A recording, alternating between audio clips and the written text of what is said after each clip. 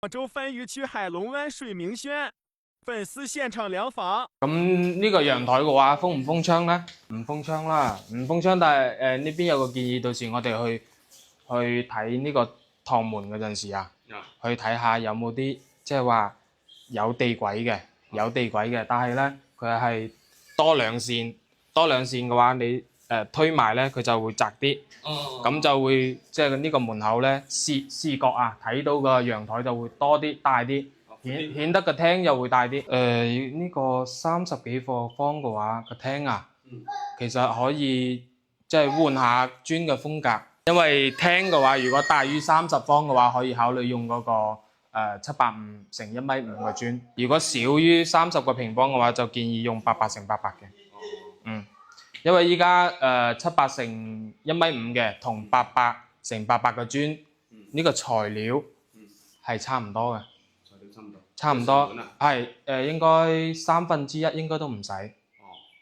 可以到時去了解下，對比下。床頭呢個位置其實個飄窗，我覺得呢個背景牆啊，可以再加大少少，就翻個床頭。個床頭嘅話就擺正中，兩邊留翻嗰個床頭櫃或者書台，咁樣睇起身會好睇啲。呢度可以整個儲物櫃嘛？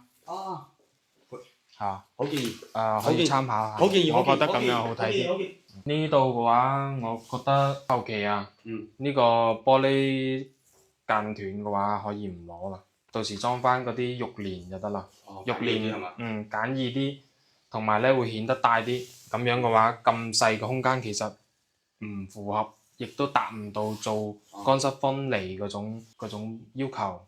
太細啦，用起身都唔方便。呢邊後期嘅話，我建議整翻平開門就得啦，唔使趟門啦。佢之前點解要整趟門？同埋嗰個木地板嘅話，到時我哋打拆咗個地面之後啊，係要找平同埋要做嗰個自流平。可能找平嘅話咧，僅用到自流平去找就得㗎啦。我呢邊仲有一個建議啊，呢度嘅話咧。我哋建議就係做入嚟咁多係一個門檻石，之後再鋪木地板。因為咧可以見到就係佢呢啲地方啊，好容易滲水噶啦。佢滲水嘅話，一般我哋做嗰啲別墅區嘅話，別墅入面佢嗰啲陽台如果房間入面有陽台嘅話咧，佢哋啊都係嗰個門檻個位置係一定有門檻石㗎，所以就可以預防到嗰啲側面嘅水可以滲入嚟。我哋喺門檻石下面嘅話就整個擋水壩，之後倒硫磺倒過佢之後咧，再油防水，之後再鋪門檻石，塞滿嗰個水泥油，咁嗰啲水嘅話就冇咁容易走過嚟。如果唔係後期嘅話，個木地板好快就會出問題㗎啦。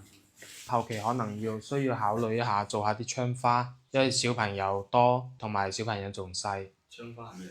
窗花就係類似，即係等於係保護個玻璃，即係哪怕鐵嚟㗎，不鏽鋼係嘛？鋁嘅，即係避免一種情況就係小朋友係即係撞落去或者敲爛玻璃，但係人冇事就得㗎啦。窗花佢起到個作用就咁，或者你係想保留睇到更大嘅玻璃嘅情況下咧，窗花就唔需要整咁高。因為如果小朋友就話，假如我窗花整咁高嘅話，小朋友如果有咁高嘅話，應該就唔會咁調皮。